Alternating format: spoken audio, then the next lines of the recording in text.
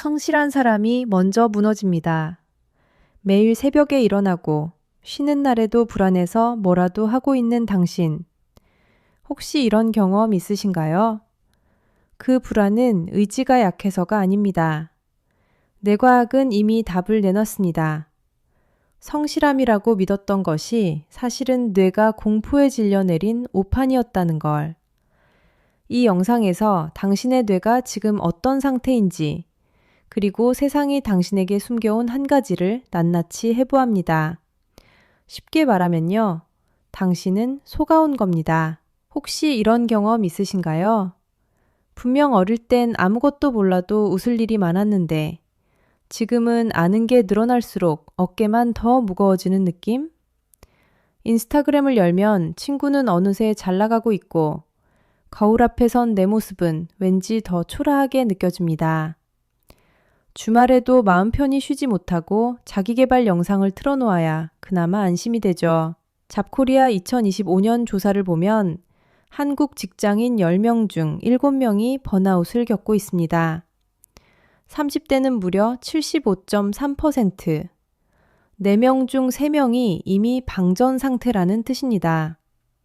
쉽게 말하면요, 이미 방전된 배터리를 쥐어짜는 건 노력이 아니라 자학입니다. 그런데 이건 당신 잘못이 아닙니다. 뇌에게는 이유가 있었습니다. 그 이유를 지금부터 뇌과학으로 해부해 드리겠습니다. 냉정하게 말씀드릴게요. 이건 성실함이 아니라 뇌가 공포에 질려 내린 오판입니다. 혹시 이런 경험 있으신가요? 분명 의지를 다잡고 새벽에 일어났는데 오후만 되면 머리가 멍해지고 작은 결정 하나도 버거워지는 그 느낌. 자신을 게으르다고 탓하기 전에 한 가지 사실을 알려드릴게요. 그건 의지의 문제가 아니라 뇌가 보내는 비명입니다. WHO와 ILO가 2021년에 함께 발표한 분석을 보면 충격적입니다. 주 55시간 넘게 일하는 사람은 그렇지 않은 사람보다 뇌졸중 위험이 35% 더 높았습니다. 2016년 한 해에만 장시간 노동 때문에 약 74만 5천 명이 목숨을 잃었어요. 성실하게 일했을 뿐인데 뇌혈관이 먼저 무너진 겁니다. 왜 이런 일이 벌어질까요? 만성 스트레스가 쌓이면 코르티솔이라는 호르몬이 계속 분비됩니다. 이 호르몬이 오래 머물면 전전두엽이라는 부위의 신경가지가 몇 주 안에 최대 20%까지 쪼그라들어요. 전전두엽은 판단하고 계획하고 감정을 조절하는 영역입니다. 쉽게 말하면요, 뇌의 CEO 자리인 전전두엽이 서서히 문을 닫고 있는 겁니다. 회사로 치면 사장이 사라진 거예요. 그 상태에서 아무리 야근해 봐야 결제해 줄 사람이 없습니다. 그러니 일은 안 풀리고 실수만 늘어나죠. 심리학자 로이 바우마이스터는 의지력을 근육에 비유했습니다. 그의 자아-고갈 이론에 따르면 의지력은 충전이 필요한 한정판 배터리예요.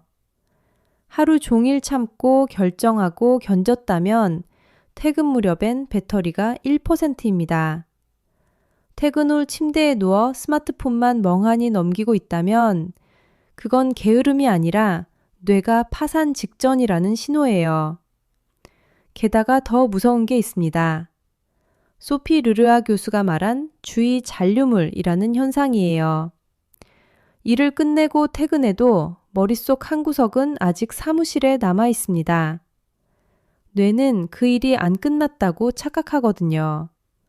그래서 침대에 누워서도 내일 보고서가 떠오르고 주말에도 마음이 무거운 겁니다. 냉정하게 말하겠습니다. 이건 성실함이 아니라 뇌가 공포에 질려 내린 오판입니다. 멈추면 뒤처질 것 같다는 두려움이 의지를 흉내내고 있을 뿐이에요. 그렇다면 도대체 누가, 왜 우리를 이렇게 달리게 만들었을까요? 진짜 범인은 따로 있습니다. 그런데 더 충격적인 사실이 있습니다. 이 구조는 우연이 아닙니다. 혹시 이런 경험 있으신가요? 잠깐 쉬려고 누웠는데 천장을 보는 순간 죄책감이 밀려옵니다. 누가 시키지도 않았는데 이상하게 마음이 불편합니다. 왜 그럴까요? 답은 단순합니다.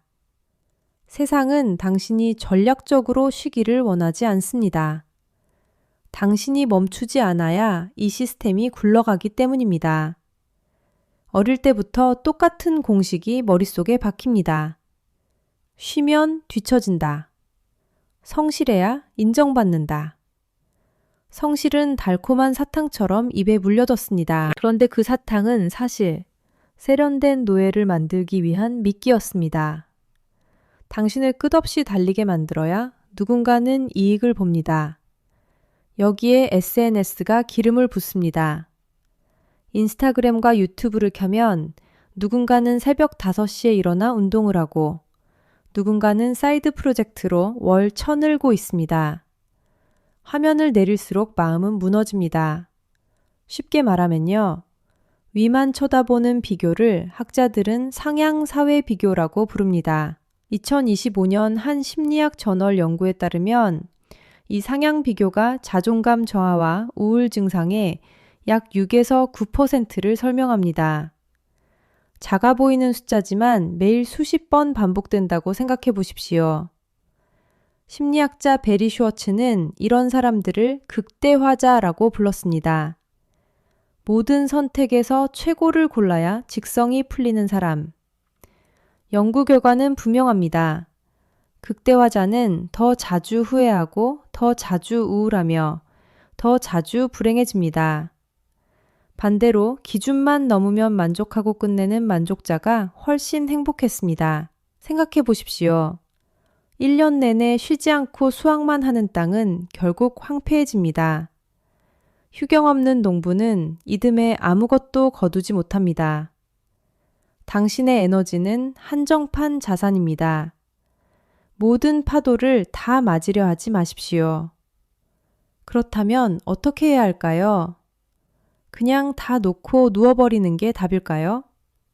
아닙니다. 전략이 필요합니다. 지금부터 알려드릴 3가지 전략적 대충 설계법입니다. 그러면 실제로 어떻게 힘을 빼야 할까요? 한 가지 분명히 하고 싶은 것이 있습니다.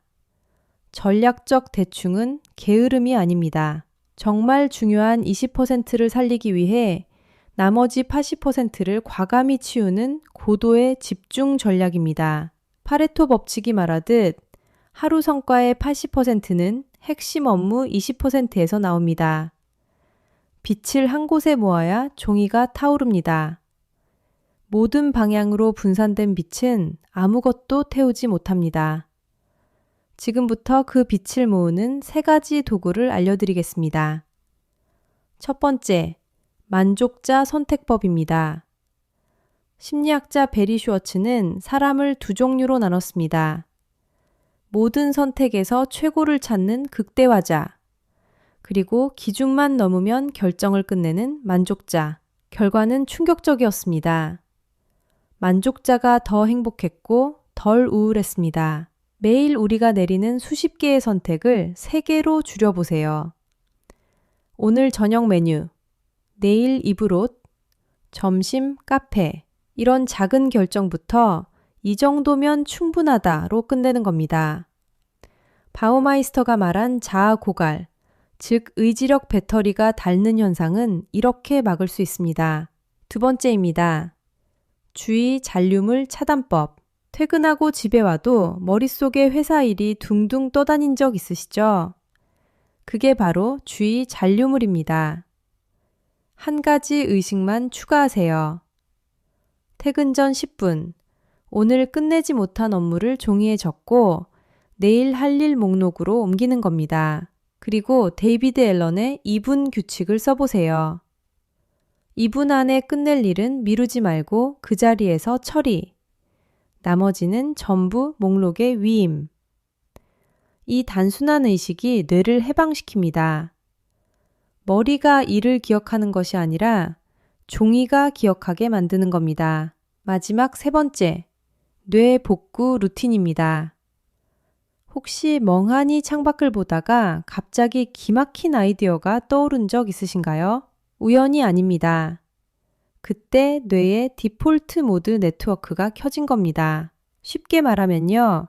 뇌가 의식적으로 일을 멈출 때 오히려 가장 창의적으로 움직인다는 뜻입니다. 스탠퍼드 신경과학 연구에 따르면 45분 집중한 뇌에는 의도적인 탈집중 시간이 반드시 필요합니다. 5분에서 10분 정도, 짧은 마이크로 브레이크면 충분합니다. 멍 때리기, 산책, 창밖에 나무 쳐다보기. 이게 뇌를 회복시키는 진짜 휴식입니다. 그래도 너무 대충 살다가 뒤처지면 어떡하냐고요. 사실 이게 핵심입니다. 이 세 가지를 적용한 사람은 더 적게 일하고도 더 많은 결과를 냅니다. 빛을 모았기 때문입니다. 그런데 딱 한 가지, 조심해야 할 함정이 있습니다. 여기서 한 가지는 꼭 짚고 가야 합니다. 전략적으로 힘을 빼는 건 아무것도 하지 않는 게 아닙니다. 가진 불씨가 한 줌뿐이라면 그 불을 가장 중요한 곳 한 군데에 모으는 겁니다. 인간관계, 건강, 일. 이 셋 중에서 지금 가장 꺼져가는 곳 하나를 먼저 살리세요. 모든 곳에 골고루 불을 나누면 결국 어디에도 불은 붙지 않습니다. 그렇다고 열심히 살아본 시간이 헛된 건 절대 아닙니다. 죽도록 달려본 시간은 누구에게나 반드시 있어야 합니다. 그 시간이 없으면 무엇을 내려놓아야 하는지조차 알 수 없으니까요. 지금까지의 노력은 잘못된 게 아니라 다음 단계로 가기 위한 수업료였던 겁니다. 부모님 세대를 한번 떠올려 보세요. 쉬는 법을 모른 채 평생을 달렸고 그렇게 달리다가 정작 가장 소중한 것들을 놓치며 살아오셨습니다. 이제는 다른 선택을 해도 괜찮습니다. 그게 게으름이 아니라는 걸 뇌과학이 이미 증명해 주었으니까요. 사지 멀쩡하게 숨쉬고 있다면, 따뜻한 밥 한 끼를 탱온하게 먹을 수 있다면 그것만으로도 이미 충분합니다. 더 증명할 것도, 더 버텨낼 것도 없습니다. 이 이야기가 마음에 닿으셨다면 좋아요와 구독 부탁드립니다. 다음 영상에서 더 깊은 이야기로 찾아오겠습니다.